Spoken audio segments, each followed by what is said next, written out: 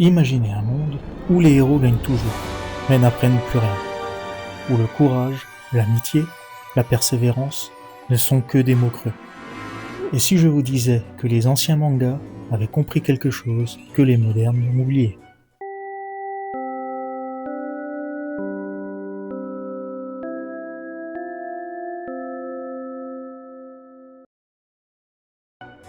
Et salut les fans de manga. Je suis professeur Slump et aujourd'hui nous allons parler d'un sujet qui sont le papier jauni et les souvenirs. Les leçons de vie cachées dans les anciens mangas. Vous savez, ces histoires qu'on lisait quand le Japon pensait encore ses plaies, mais qui nous apprenaient à croire en quelque chose de plus grand.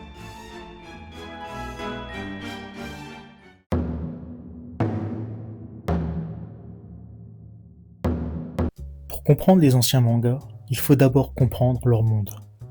Le Japon sort à peine de la guerre, les villes sont en ruine, les gens ont faim, et dans ce chaos, une génération d'auteurs va donner au peuple ce qu'aucune bombe ne pourra détruire, l'espoir. Les mangas d'après-guerre, c'est plus qu'un divertissement. C'est une main tendue à un peuple traumatisé. Le message est simple. Tombe, relève-toi et avance. Et au centre de cette révolution, un certain Osamu Tezuka. Oui, encore lui, le dieu du manga qui a transformé des pages en boussole morale.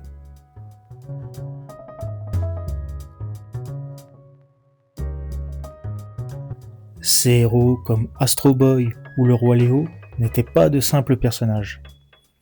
C'étaient des symboles. Astro Boy, c'est la pureté au milieu des machines. Le roi Léo, c'est la nature face à la cupidité. Et Tezuka disait « Si mes lecteurs deviennent de meilleures personnes, alors j'aurai réussi. »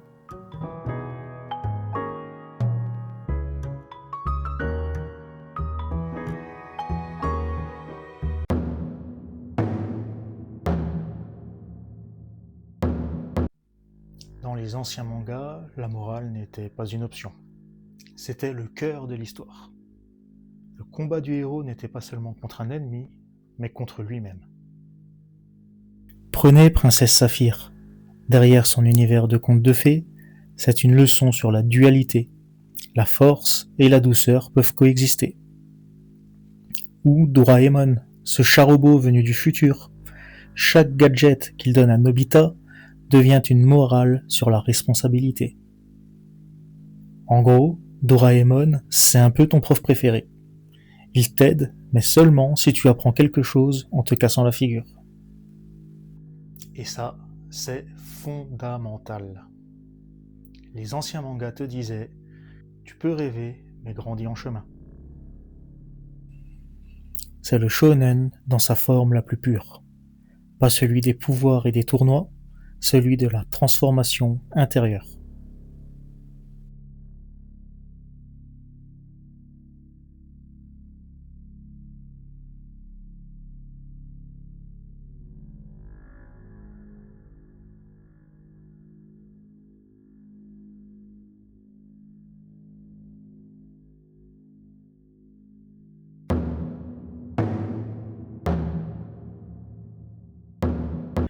Si les anciens mangas touchaient autant, c'est parce qu'ils parlaient de sentiments simples mais profonds.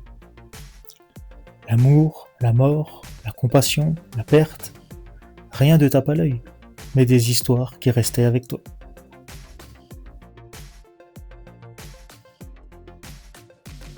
Chaque œuvre te disait « Tu souffriras, mais tu deviendras meilleur ».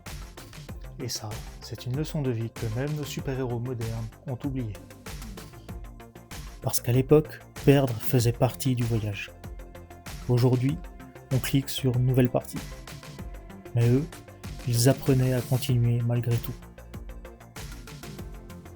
Des mangas comme Anne, la maison au pignon vert, Versailles Nobara ou Ashita no Joe montraient des personnages brisés, imparfaits mais vrais.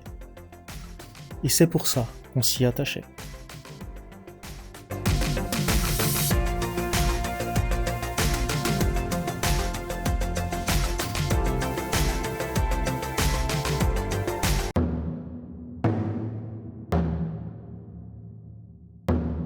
Il faut bien comprendre, les mangaka de l'époque étaient les professeurs du peuple. Leurs histoires éduquaient sans jamais prêcher. Tezuka, Yokoyama, Mizuki. Ils racontaient des récits où le savoir était caché dans l'aventure. Et le lecteur sortait meilleur qu'en entrant. C'était un peu l'époque où tu pouvais apprendre la philosophie en lisant un lion qui parle. Avoue que ça donne envie de retourner à l'école.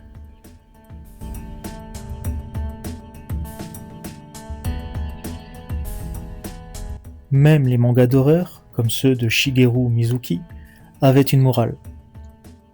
Les monstres ne sont pas toujours ceux qu'on croit. Et ceux qui jugent sans comprendre deviennent les véritables fantômes.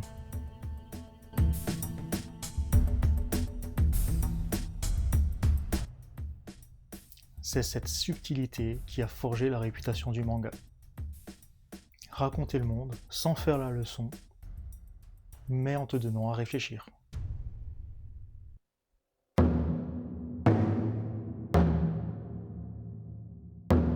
Puis, petit à petit, le rythme change. Le manga devient industrie, les pages s'enchaînent, et la morale, elle, disparaît derrière le spectacle.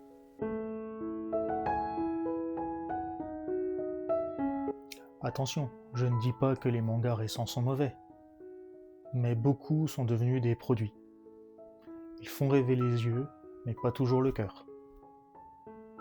Tu sais, un peu comme ces films où tu sors de la salle en te disant « c'était cool, mais je n'ai rien ressenti ».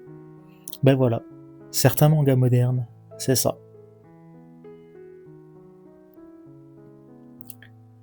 Mais tout n'est pas perdu, car la nouvelle génération d'auteurs commence à remettre ses valeurs au centre. L'effort, le pardon, le dépassement de soi.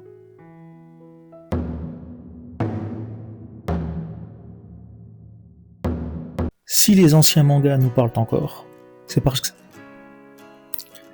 qu'ils contiennent l'ADN de ce que nous cherchons tous. Une boussole morale dans un monde qui tourne trop vite.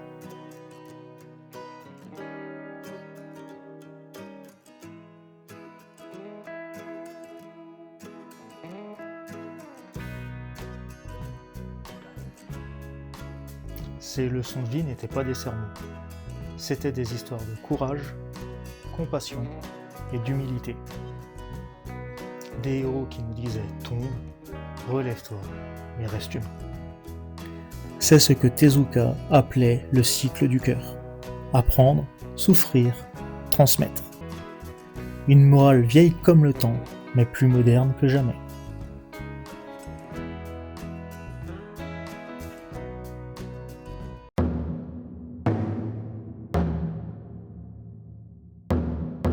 Et vous les élèves, dites-moi en commentaire quel ancien manga vous a le plus marqué. Lequel vous a appris quelque chose sur la vie. Et surtout, d'ici la prochaine vidéo, n'arrête pas de tourner les pages.